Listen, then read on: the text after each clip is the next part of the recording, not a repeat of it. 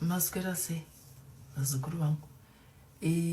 Makanzwa kuti vakaisa zita rangu ku-UK kuma-UK vakaita meeting vakati kwanzi handitoona zvamunoita maprojekti amunongoita muchibatsira kugadziridza nyika ende taisa zita renyu kuti muwine award. Ndandangoti maite henyu unongonzwa kudzirwa. Ndikati vanhu vanongoita zvavanoita tozonzwa kana zvabuda kuti zvakabudirira here.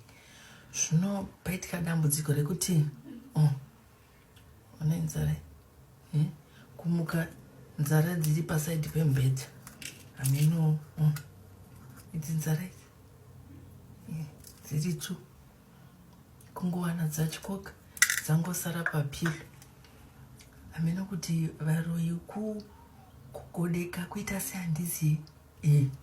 So inini ndangoti it's unprofessional to just kuroya munhu for no reason.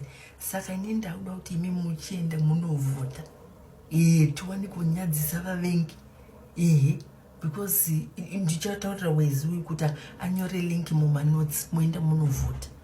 Kudai urikuona uri kuseka iyo uri kuseka zvonyadzisei ndiri kuratidza it's not rude. I'm showing them